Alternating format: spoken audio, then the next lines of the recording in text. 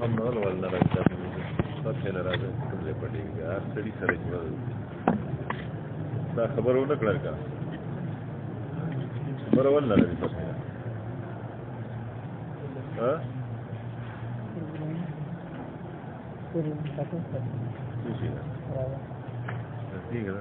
چې ځوانو کار مخاص باندې راځي سړي دا باندې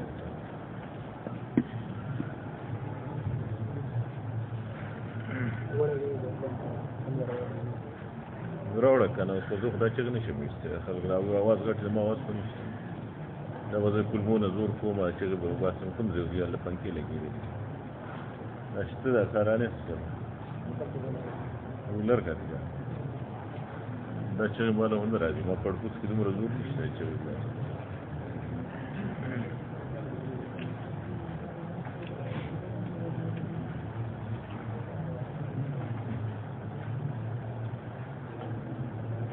أعوذ بالله من الشيطان الرجيم بسم الله الرحمن الرحيم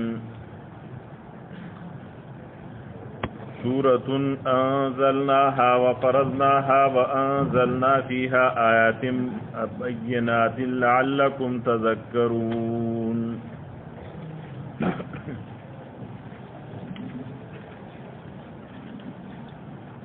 سورة النور مدنی سورت تے ترتیباً آواز کی کسی دم نہ دینا کیا لے تاڑا مولو آئے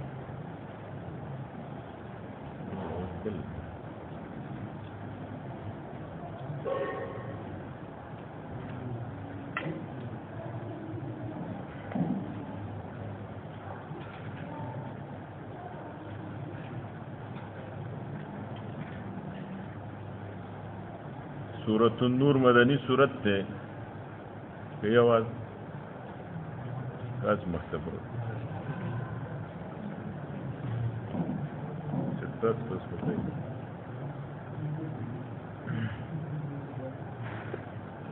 طول ورس تیرا شویو سپیکر چا جوڑنا کدوم رس دغا نشتا پچاگی شاہ سے ممچن شاہ سکتا سڑو کی حساب کرے ستار نه دی وخت پورې پرونه نو فکر خراب دی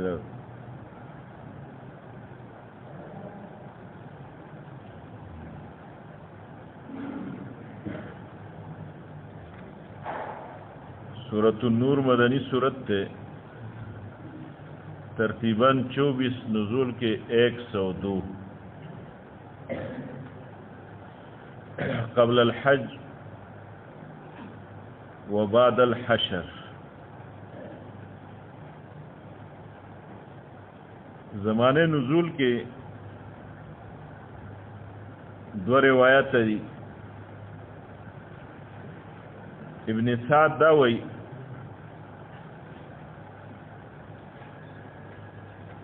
چې سورة النور د سورة الحج نه مخکې نازل شوی او دلیل داوی چې ګوره وروسته واقعه د افک کې به د سعد بن عباده رضی الله تعالی عنہ او د سعد بن معاذ رضی الله تعالی عنہ خپل میانس کې مکالمه راځي یو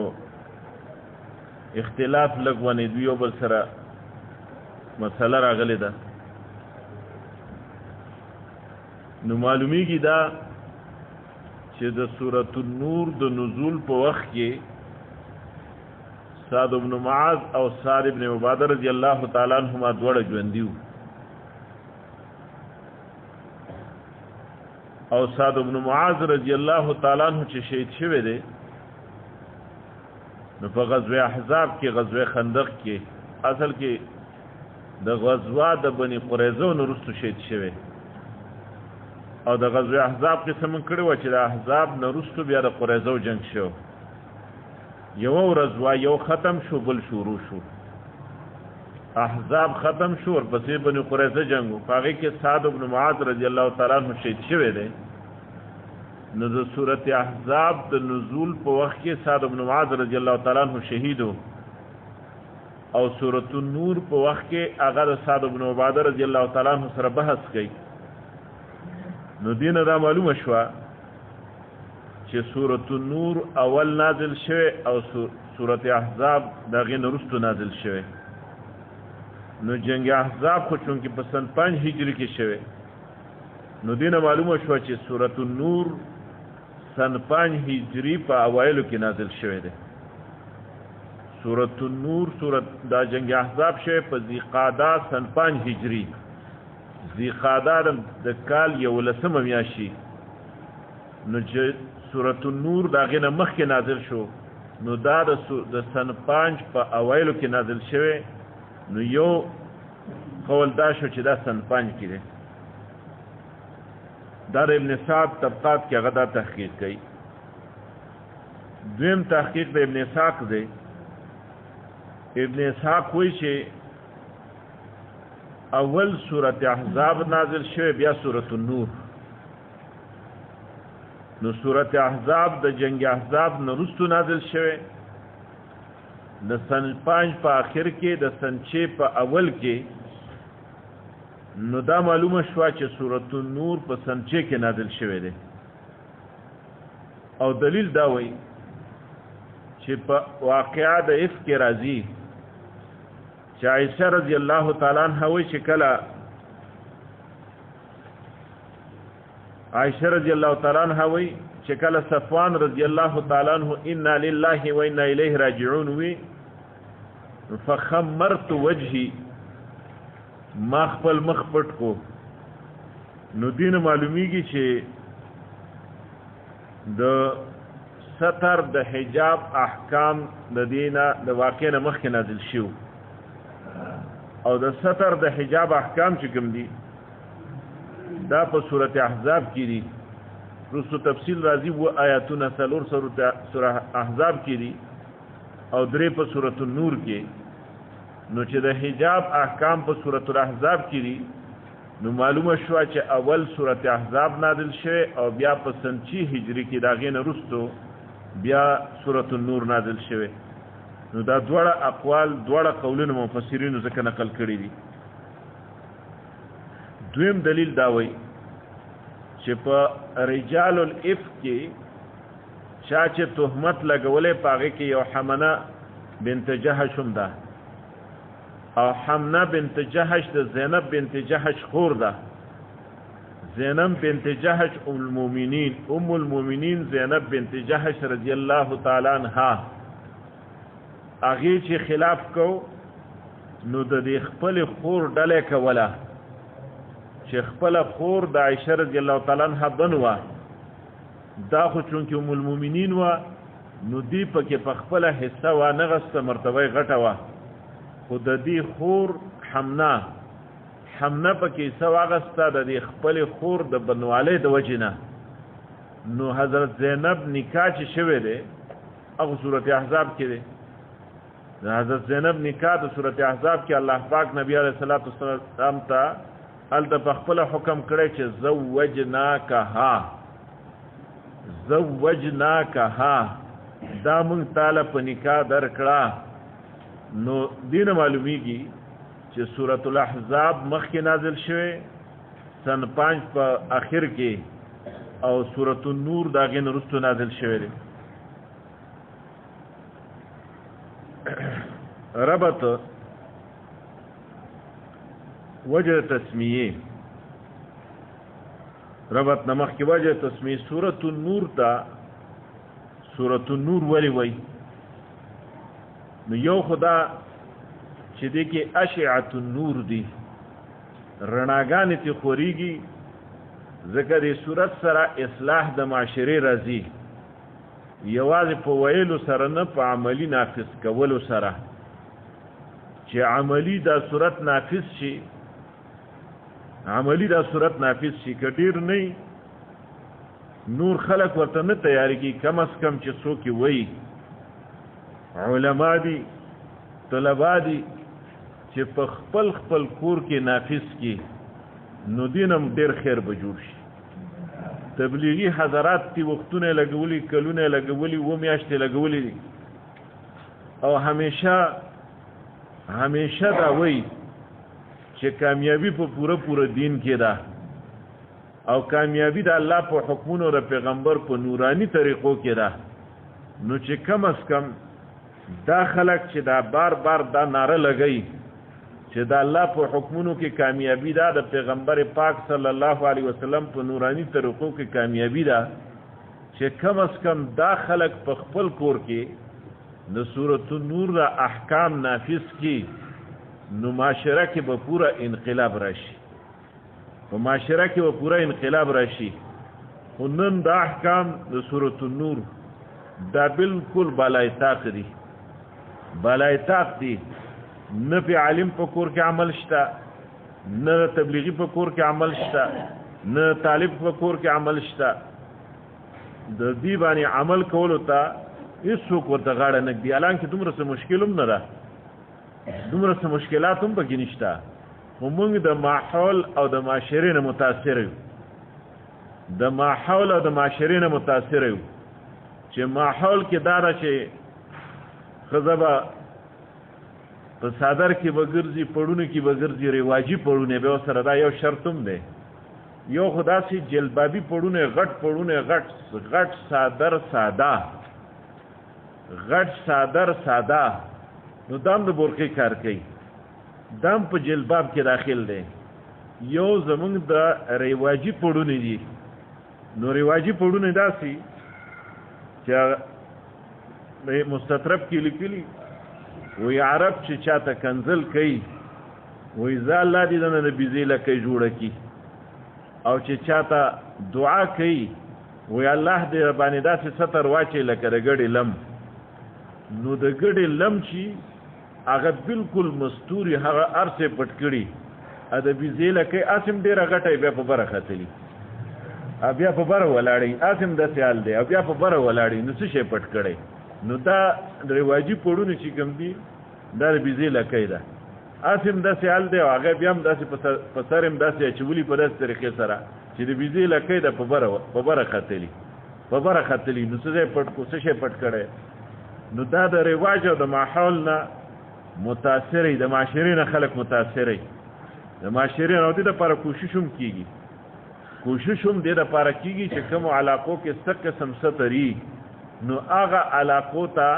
د انجوز انتهایی توجهي د انجوز انتهایی توجه کوم علاقه کې ستري الته ګوره نو په هغه ځای کې به په سونو قسم انجوز یو هغه به قسم ترقیاتی کارونو په نوم باندې هغه بدن نه نوتی په معاشره کې نو ترقیاتی کارونه د انجوز مقصد نه دی دې کې صرف په معاشره کې ځان له ځای جوړي ځان هړکي او خلکو سره تعلقات جوړي اصل مقصد دا چې ستر څنګه ختميږي او چې ستر ختم شو دي کې دویم مقصد دی بیا چې حیا ایمان قرآن دی الحیا حدیث کې دی الحیاء والایمان قرآن چې حیا ایمان یو بل سره تړلې شوی دي فاذا ذهب احدهما ذهب الاخر وفي روایت اذا صلب احدهما صلب الاخر چې یو زی بل بو سره زی چې یو سل کیږي بل بو سره خود به خود سل کیږي مولانا روم د مثال پیش کړی او مثال پیش کړی اسه د وضاحت لپاره مثال پیش کړی و یو منګک د سندخ سره دوستانه و منډک سره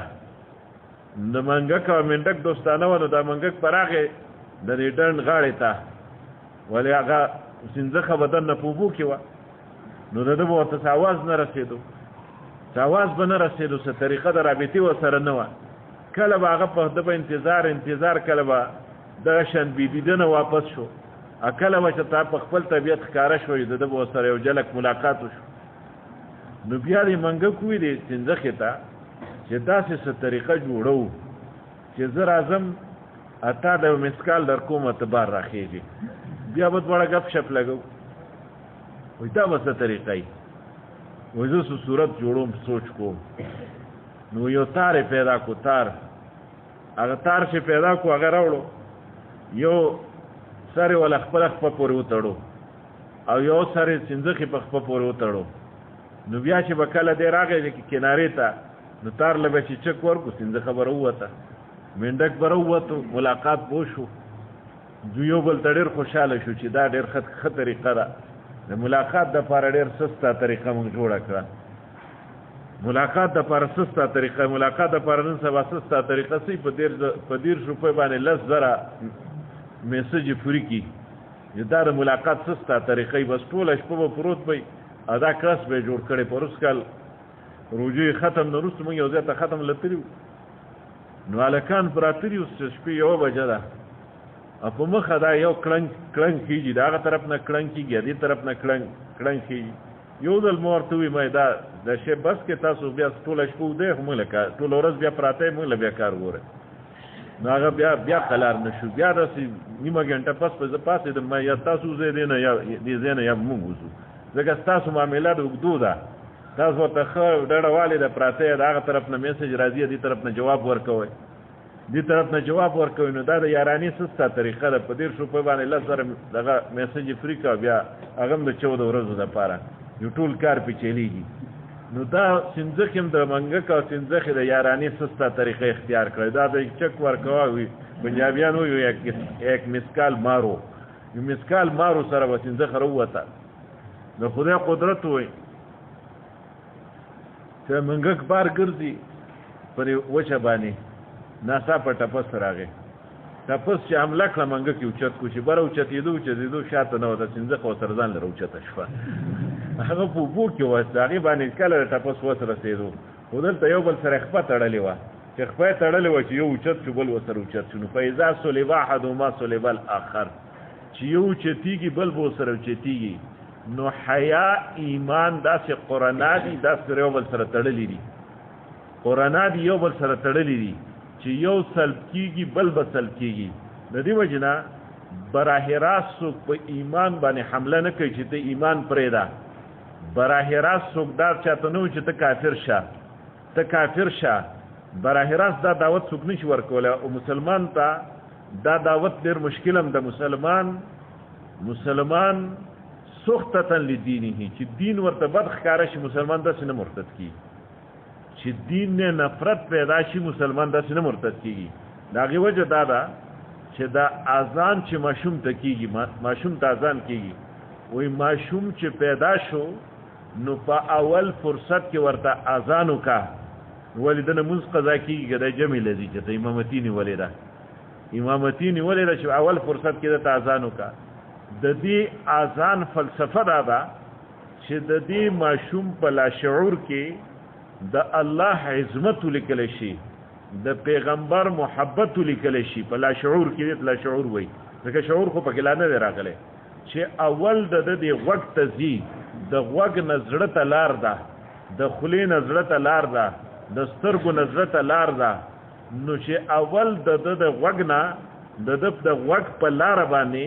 د زړه ته او د دماغ ته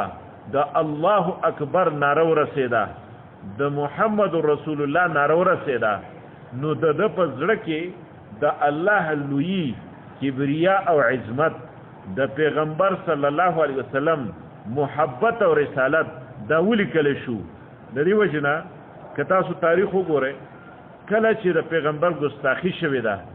هغې چې انتقام اخیستی نو هغه تقریبا عام خلک دي یا کالجی دی یا سکولی دی یا یونیورسٹی والا دی یا عام دکاندار دی یا عام کاروباری دی داسې خلکو حمله کړي او واپس چې چا توهین رسالت کړي هغه خلکو ته انتقام اخیستی د هغې وجه څه ده هغه نه د طالب علم دی د مدرسې نه هغه تبلیغي دی نه هغه مجاهد دی عام سړی د یونیورسټۍ او سټوډنټ دی خو د هغه د دې اذان د وجې نه د هغه په لاشعور کې د الله عظمت د پیغمبر محبت ته راسخ دي نو چې کلم هغه د دې خبره اوري نو هغه جذباتو ته نقصان رسي هغه جذبه کېږي او بیا انتقام اخلي نو د دې وجې نه څوک د چا نه ایمان براه راست نشي اخیستی البته حیا باندې حمله کوي او د حیا د حملې طریقې سری جنکۍ دي بس نوکرې که که نه اول نه نوکرانې کوي وایي صرف موږ سره انټرویو که نوم یې ولیکه دا کاغذي کاروایي به وکړو کور باندې به ورته تنخوا میلاویږي په کور به تنخوا میلاویږي نو چې یو ځل تنخواداره شوه نو بیا څوک کور کې کېنولی شي نو بیا چې په کور تنخوا میلاویږي نو په مزه وایي نه تنخوا له خو به راځي دا دستخط خو به کوي که دستخط خو نن سبا بایومیټریک سیستم دی سیستم ټول بایومیټریک دی پای کې ګوته لګول غواړي هغه کې دستخط په خپل کې ستاره ګوته په ځای بل چا ګوته نن سبا نه چلیږي ګوته بل چا نه چلیږي دستخط د بل چا نه چلیږي نو دا خو دومره خو راځي چې دستخط وکي ګوته ولګي نو ګوته دستخط لرو باسي نو بیا وایي چې دا خو ساسي کیږي نه کله کله خو داسې کله کله با آفیس ته راتله غواړي نو آفیس ته روباسي نو بیا وایي دا خو فیلډ ته تله غواړي نو فیلډ ته به چا سره ځي نو دوه درې لونډانې ورسره یوه یا دوه جنکۍ ورسره یوه دوه جنکۍ ورسره کله د ګاډي په مخ کې سټ کې او کله په وروستو سټ کې کله بینبین نو په دې طریقې سره دا حیا ختمه شوه بیا دا خلک دا پرېښودی خو نه چې ځکه هغوی دومره مراعات ورکوي دومره تنخواه میلاویږي 40-50 هزار روپۍ تنخواه میلاویږي لاکو پورې تنخواهګانې پکې شته نو حیا سلب شوه نو اذا صلب احدهما صلب الاخر چې حیا لاړ ایمان لاړ د پورا کور ایمان وسره لاړ د پورا کور ایمان وسره لاړ ځکه زنانه داسي چې د یو زنانه اصلاح وشي د پورا کور اصلاح وشي د سړي اصلاح د مرد اصلاح د فرد اصلاح او د ښځې اصلاح دا د پوره خاندان اصلاحي بیا د پوره خاندان اصلاح دغه شان د سړي فساد د فرد فسادي او د زنانه فساد د پوره خاندان فسادي نو سورۃ النور ځکه وایي چې دی کې اشعة النور دی د دین رڼا خورېږي دی کې د دین معاشره صفاکیږي معاشره پاکیږي د معاشرې نه بے-حیی ختمیږي د معاشرې نه بے-حیی ختمیږي نو د دې وجې نه دې صورت ته سورۃ النور وایي یو وجه دا ده دویمه وجه دا ده چې دې ته سورۃ النور ځکه وایي کې آیت النور دی سورۃ النور ورته ځکه وایي چې دې کې رسو آیت النور دی الله نور السماوات والارض الله نور السماوات والارض نو آیت النور په کې ځکه ورته سورۃ النور وایي سورۃ النور ورته وایي عمر رضی الله تعالی عنہ دا حکم کو اهل کوفه ته دالی کلیو اهل کوفه ته دالی کلیو چې تاسو خپل زنانو ته سورۃ النور خای علموا نساءکم سورۃ النور چې خپل زنانو ته سورۃ النور خای چې جذبه حجاب پکې پیدا شي او خپل نارینو ته سورۃ التوبه خای چې جذبه جهاد پکې پیدا شي یعنی په سړی کې غیرت پیدا شي په ښځه کې غیرت پیدا شي په ښځه کې غیرت دار چې دا پرده کې ستر کې حجاب سړی کې غیرت دار چې جذبه جهاد پکې پیدا شي نو سړو ته سورۃ التوبه خای ښځو ته سورۃ النور خای عائشہ رضی الله تعالی عنها هم داسې روایت نقل لې عائشہ رضی الله تعالی عنها هم داسې روایت نقل لې چې تاسو زنانه لا تسکنوهن الغرف چې تاسو په چتونو کې په بنگلو کې مو سوي ځکه بره چې په چت کې دی رکړه هغه په کړکۍ کې ټول مخلوق صحیح کوي بیا اول نه اخره پورې تفصیلی مطالعه کوي والله تفصیلی مطالعه د دوه قسمه معاینګۍ کوي دوه قسمه معاینې یو د اجمالی ونه یو تفصیلی ونه وای دا تفصیلی معاینګار نه بیا تفصیلی معاینه کوي نو لا تسکنوهن الغرف او دام راځي ولا تعلمونهن الخط بن مرسو بیا من خبره کو ولا تعلمونهن الخط وعلموهن الغزله د کور دستکاری ورته خای د کور کار د کور دستکاری ورته خای اصلاح د معاشري شکیږي نو په دې سورتونو سره سورۃ النساء سورۃ النور سورۃ الاحزاب سورۃ مجادله سورۃ الطلاق دا هغه سورتونه دي چې دې سره راځي اصلاح د معاشره دی وجنا درس کوي کلی کی پورا درس ټیب نه دا یو صورت کوي په دې صورتونو کې یا کدا ټول صورتونو کېږي صحیح ده کدا ټول نه کېږي دي کې یو صورت کوي د ټیم د سره سورۃ النساء درس کوي احکام دی پکې د رعیه او د رعیت سورۃ النور درس کوي اشعة النور رڼا به خورشي د نور رڼاګانی تو سورۃ احزاب درس کوي هغه کې محکام دي د زنانو دغه شان سورۃ مجادله کې او رسو سورۃ تحریم طلاق کې ربط قرآن د سر نه مسله وا استعینوا باسم تعالی خاصه چې استعانت امداد یوازې د الله نه غواړي استعانت امداد د الله نه غواړي نو سورۃ فاتحه بقره کې د تمهید نرستو دا یا ایها الناس اعبدوا ربکم الذی خلقکم والذین من قبلکم چې تاسو پیدا کړی تاسو پلار نکي پیدا کړی زمکه فرش کړی اسمان چت کړی بری نه باران وری نو دا الله عبادت کو یا ایها الناس اعبدوا فلا تجعلوا لله اندادا الله سره شریکان مگر سوی د نوري ناری خاکی عبادت مکوي ځکه نوري لا علم ده سبحانك لا علم لنا ناری مردود دی ابا واستكبر خاکی عجز دی ازلهم الشیطان د يهودو بشان د بقره عبادت مکوي نو سورۃ آل عمران کوي د نصارا په شان د آل عمران عبادت مکوي دې مسلو د پر جهاد پکار دی جهاد الکی چې مسلمانان منظم شي مسلمانان کور کې جوړ شي مسلمانان منظم شي نو په سورۃ النساء کې امور انتظامیه ذکر کړه سورۃ النساء کې امور انتظامیه ذکر کړه 25 احکام صد رعیه او صد رعیت 14 احکام د رعیت او 11 احکام د رعی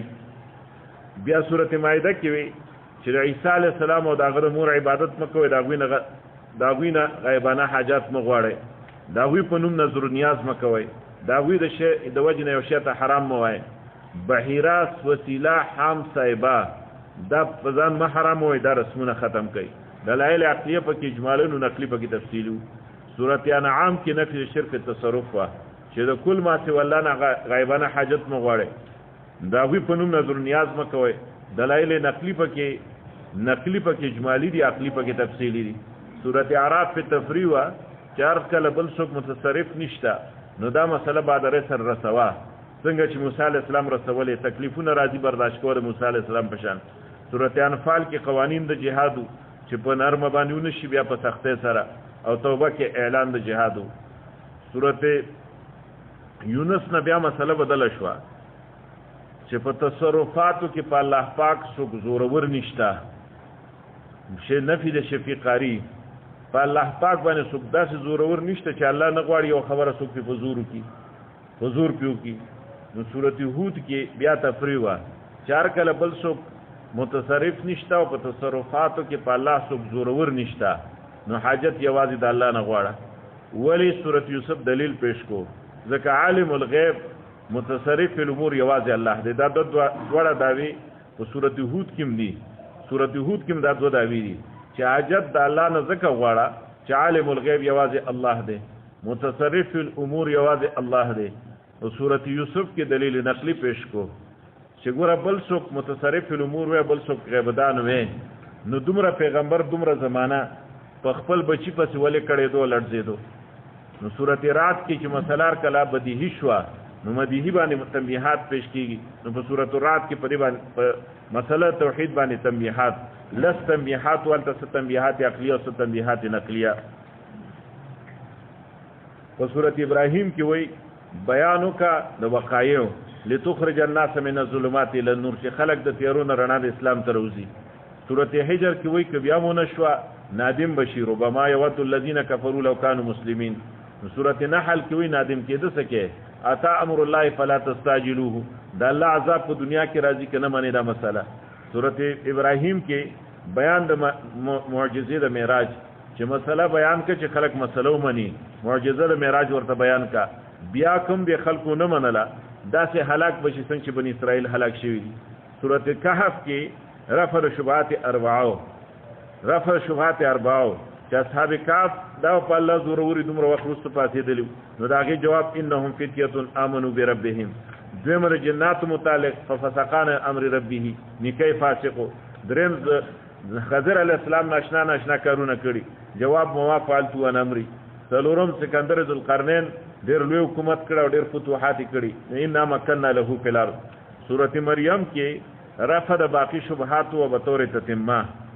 رفع باقی شبهات ذکر رحمت ربک عبده زکریا زکریا علیہ السلام نشپغو شلو کالو خضر لست یا کالو شندو بچو شو دی بزوروري نو الله پاک اذنا د ربو ندان خفیه الله ته आवाज کړو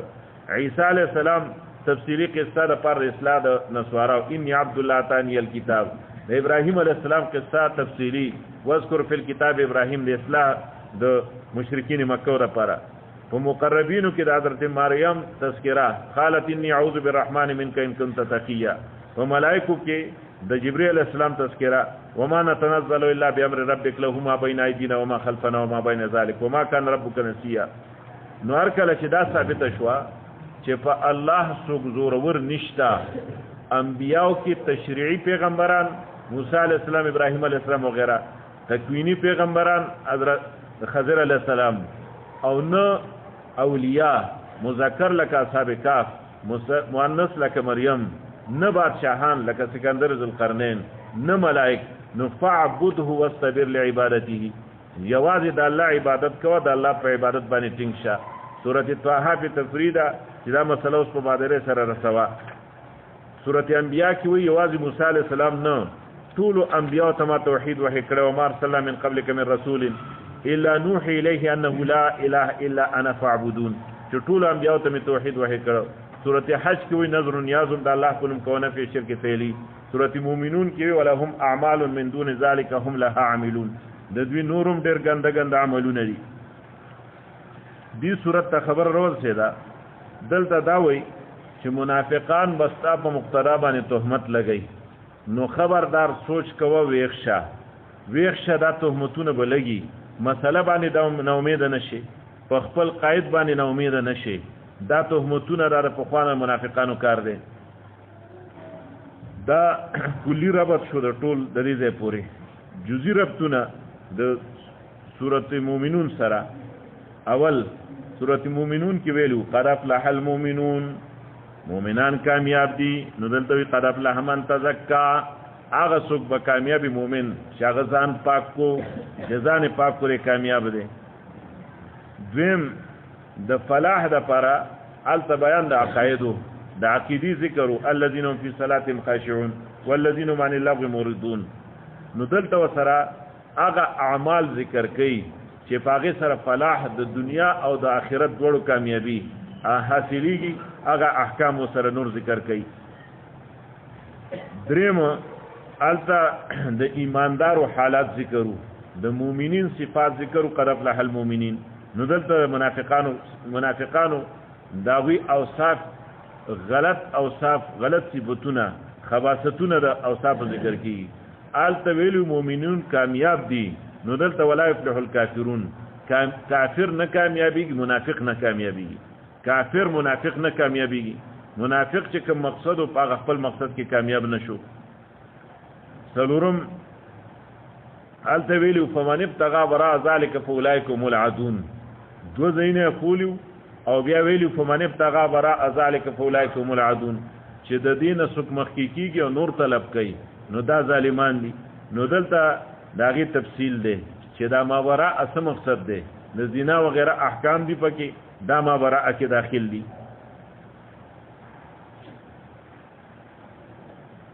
نور جزئی ربطنا التوی ویلو تنکسون علی عقابکم واپس کیږي تنبیږي نو څنګه تنبیږي څنګه واپس کیږي علی عقابم تنکسون نو دلته د احکام نه مني داسې واپس کېدل دي. الته علی ازواجهم الا علی ازواجهم نو دلته چې داغینه علاوی داغینه قایس سری خباستونه سری د غلط اخلاق داغینه د بچ کېدو بیان دی. الته قبح د زنا وا بل ربط الته قبح د زنا وا دلته سزا د زنا ده. الته قبح و یوازې سزا وسره نه و دلته وسره سزا ذکر کړي.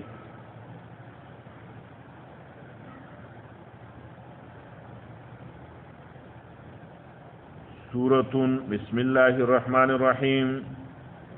سورة انزلناها دا تمهید دے ما ترغیب تمهید ما ترغیب پنځو طریقو سره مضامین صورت ته ترغیب ورکړي ځکه صورت ډېر اهم دی نو پنځو طریقو سره مضامین د صورت ته ترغیب ورکړي. دینه مخ کې د دې صورت د نزول لګونه پس منظر وره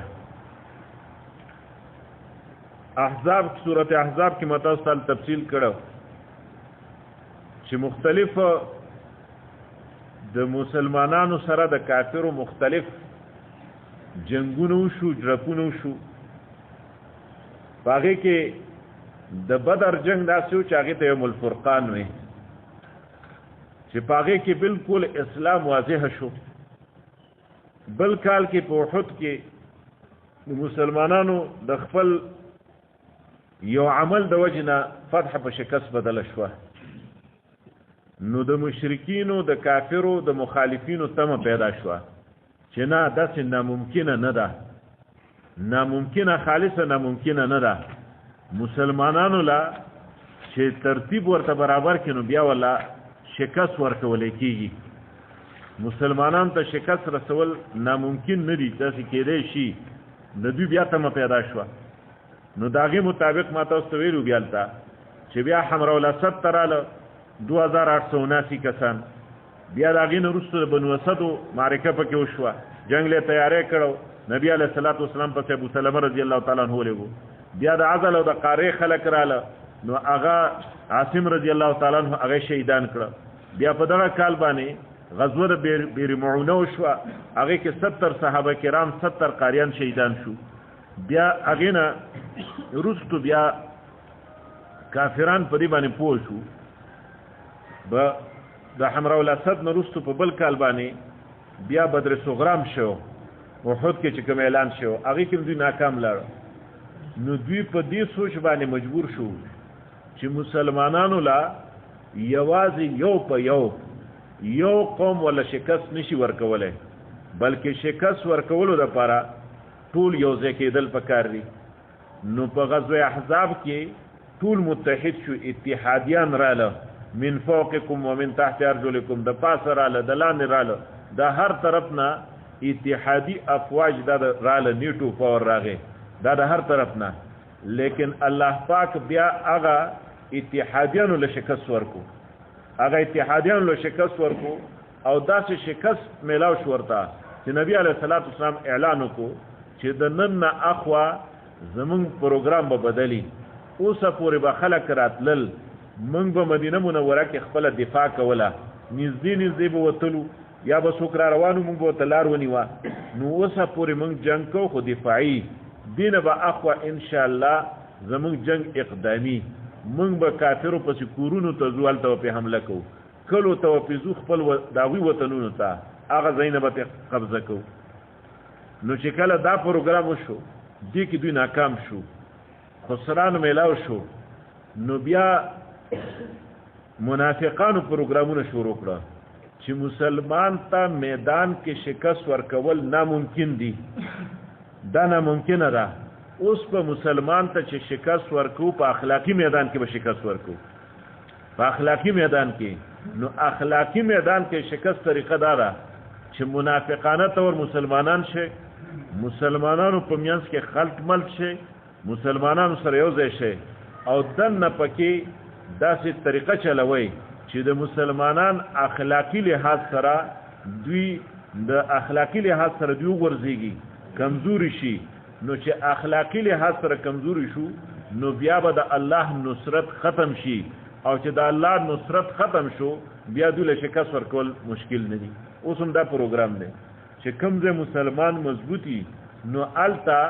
اخلاقی لحاظ سره چې الته خپلې جنکۍ لګي د هغوی جنکۍ هغه ځان سره اخلي او په دې طریقې سره اخلاقی لحاظ سره مسلمان جوان چې کوم دی د ده نه غیرت ختموي د ده نه غیرت ختموي او نن سبا دا معامله دا کفر ډیر په اسانه سره حل کړه هغه شکست چې مسلمان ته په 100 کاله کې نه میلاوېدو هغه د موبایل د انټرنیټ او د موبایل په ذریعہ د مسلمانانو جوان طبقه اخلاق بالکل ختم شو بالکل ختم شو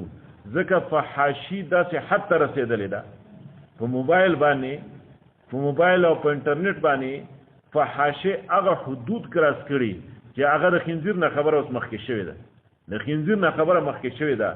نیم عریان به پخوا چې ته و هغه بیا په خلکو لیکي راښکلي پر اخبار کې نن سبا پاک عریان انسان سره او ګرز د ډاګ سره او ګرز د خنزیر سره او ګرز دا ټول د فحاشي د هر څه خوره شوي دي نو دا چې ګوري جوان طبقه نو حیا ختمیږي حیا چې ختمیږي مخکې ما تاسو ایمان ورسره ختمیږي نو د مسلمان اخلاقی میدان سره نن سبا ډېر پرېوتی دی ډېر زیات ذلیل او ډېر زیات په هغه اخري مرتبو کې دی داسې مرتبه کې چې ایمان بچ کول هم ډېر مشکل دی زه سوچ کوم اکثر چې دا کم حالات چې اوس روان دي کم نوی نسل چې را رسي مشکله ده که دوی صرف ایمان بچ کړي عمل خو څه کې ایمان چې صرف دا کومه فحاشي چې شروع ده د میډیا په ذریعه را کوم سوشل میډیا چې دا الکترونیک میډیا پرنٹ میډیا الکترونیک په دې باندې چې کومه فحاشي شروع ده نو دا حیا ختم شو ایمان ختم شي ایمان بچ کول انتهایی مشکل ایمان بچ کول انتهایی چې څوک ایمان سره مړ شي بس دا غټه کامیابی ده یعنی چې دنیا نه اعمال سکه خو صرف ایمان ځان سرویس دا غټه کامیابی ده په دې وخت کې او د دینه اخوا چې بنور سکی دا د يهودو هغه تحریکو کوم چې نبی علیه السلام په دور کې شروع کړ دا اوس نه ده مسلمان له د شکست ورکولو یو منصوبه د يهودو دا د هغه وخت نه منافقان وسره مرګریو منافقانو اکثر يهودو دا وسره مرګریو د دې لپاره چې اخلاقی میدان کې مسلمان ته شکست ورکړي نو هغه اخلاقی میدان کې دا پروګرامونه شروع کړ غزوه د بني مصطلق په واپسې کې یو مسلمان مهاجری وجنګول هغه سره ټول ودرېده مسلمان مهاجر په بو باندې وران شو ډېر معمولی خبره و مخکې رستو زه مخکې وبس کم ته مخکې وبس کې دی باندې معمولی خبره و هغه منافقانو دومره بڑا چړا کړه چې ابن ابی پکې دا اعلان وکړو چې کوم مدینه منوره ته واپس شو لا یخرجن الاعز منها الاذل دا ځان ته عزتمن وي چې دا عزتمن خلک بولګي دا ذلیل ابو باسي او د دې خو مثال دا دی و استمینه قلبک کلکا چې ستا سپېستا په ډوړې مر شوته نو ته وخوړې پتاي حمله وکړه نو دا موږ وباسو نبی علیه الصلاۃ والسلام دې خبره باندې ډېر خپه شو حسین ابن حذیر رضی الله تعالی عنہ ته چې الله رسوله د دې سړي په خبرو مخه پکېږي د دنه بادشاہي تللی دا تاسو د راتلونه مخکې اوس خزرج ټولو عبد الله ابن ابي د خزرج مشهور خزرج قبيله سره تعلق ساتي اوس خزرج ټولو اتفاق کړو چې د دې ټولي مدینه د ټول یثرب یو مشر به جوړو او هغه اتفاق کړو هغه به تاج په سری بادشاہ وي هغه اتفاق کړو چې دی وي دا ابن ابي به بادشاہ زمون د ټولي مدینه د مضافاتو استاسو پر اتلو دا مشری ختم شو نو دې معذور دی چې الله ته ټکې د دې وجنه خو بهر حال یو مسله د مسلمانانو اخلاقی میدان کې بیا هغه وخت عصبیت پورته کو یا آل مهاجرین یا آل انصار د عصبیت چغي وسته نبی علیه الصلاۃ والسلام چې دا فتنه عمیه د عصبیت چغه دا یو لنده فتنه ده لعن الله من ایقظها څوک چې دا د عصبیت چغه وباسي عصبیت څه مقصد چې بس دا زمونږ نسبی دی راشو ګوري جنگ شروع دی دیو سرم لاندې وزي راکته ولې لاندې وتی وې زماره ترس یو جز ما دا غډه لکوله حق باندې سوق ولا حق باطل نه مرستو تاسو کوو دا عصبیت ته دا عصبیت څنګه ده چې بس زماره ترس وېره دې په حق کې باطل یې زبو سره ودرېګم دا زما مخالف ته زما عزیز دی اگر کړي په حق یې خو زه مخالفت کوم زه به خبره کاږم دا عصبیت دې ته فتنه عمیه وي لعن الله من ایقظها نبی علیہ الصلوۃ والسلام فرمایل دعوها فانها منتنه دا د عصبیت چې مو واسه دینه بدبوئی کیږي نو دا مسله پکې رااله مینس کې د افق مسله مراله دا غزوه بني مصطلق کې راغله ده د افق مسله هغه منافقانو بڑا چړا سره پیش کړه رسو تفصیل راځي بیا نو شریعت د دې اخلاقی میدان چې آینده بیا داسې ونشي دې لپاره احکام راولېږل د دې لپاره چې مسلمانانو اخلاق خشي اخلاقی میدان کې مضبوط شي د منافقانو دا مقام ختم شي چې دې میدان کې مسلمان له شکست ورنکي په دې میدان کې مسلمان له شکست ورنکي نو احکام راولېږل د زنا د ستر د پردې احکام د زنا او احکام دغه صورت کې رسو تفصیل راځي ان شاء الله